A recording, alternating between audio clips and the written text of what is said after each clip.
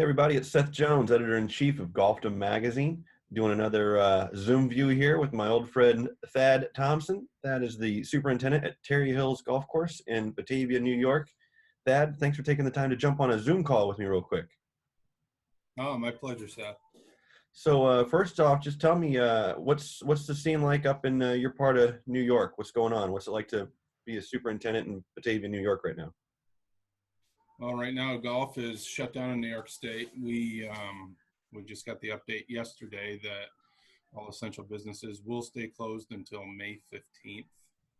Originally, that date was the 29th. We are running minimal maintenance and are doing.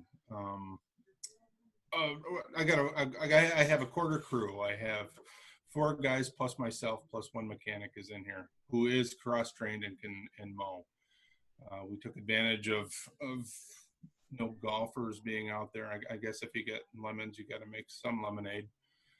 We don't normally do a spring aerification, but this year we never actually got. We were so busy last fall, we never got to be able to do it last year. So this year we went out and solid tined early this week, and we're uniquely trained to clean them up now. That's cool. It's something I wanted to ask you about that as you tweeted out the other day. I'm gonna quote it real quick, but you said this shutdown is bizarre. Never had 2 weeks recovery after aerification. Mow, drag again. So excited to make that call. I think I can produce the best putting surfaces ever this year. I think it's interesting to obviously, I know it's lemons right now, but talk to me about that attitude and what you're doing up in your part of the world there to see what you can do with that putting surface. Well, what's interesting is this is my, I think, 31st year doing this. So if I haven't done it, there probably aren't many that have done this also.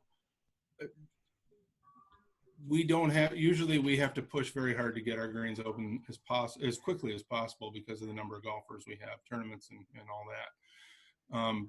This year we're taking it slow. We top dressed heavy on Monday and Tuesday, and the only thing I've done so far is drag them once on Wednesday.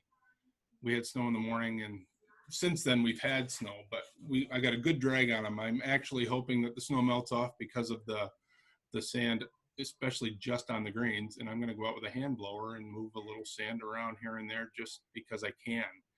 And probably will come in tomorrow where it looks like tomorrow afternoon is supposed to be 47, close to 50, and do another drag. And maybe we'll mow them next week. And at some point next week, they will get mown. But to not be under that pressure to get them back in play as quickly as possible, it's bizarre, but I do think it's going to benefit, the surfaces as a whole going into this season. Good. What's it like just in the real world there, off the golf course?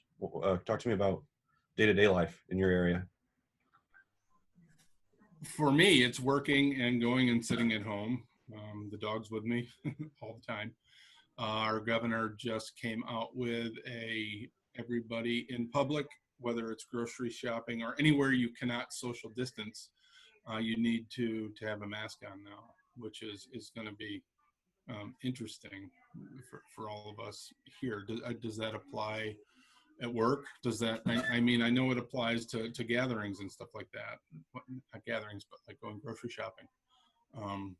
But it's something we're going to have to research a little bit over the weekend and figure out how exactly we're going to do some of this stuff.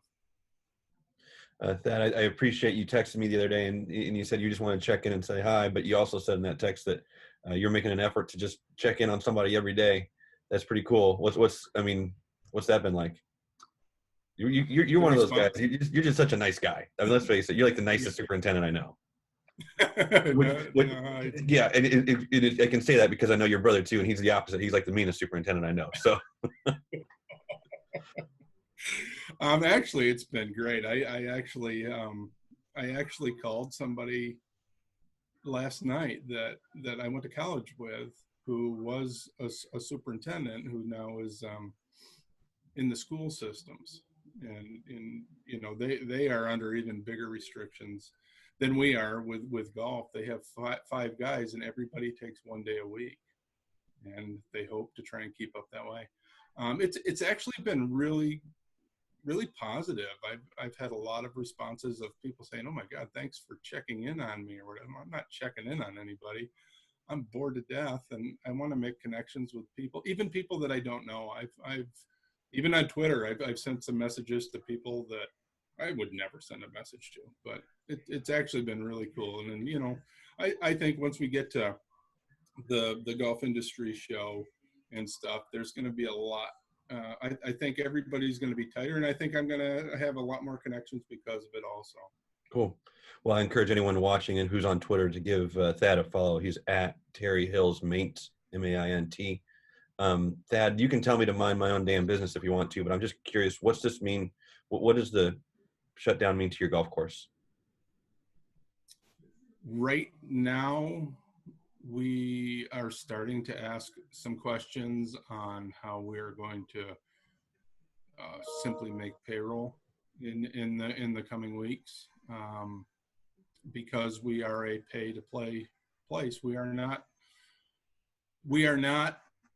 private in any way. We have some season pass holders. We do not call them members because then they think they are.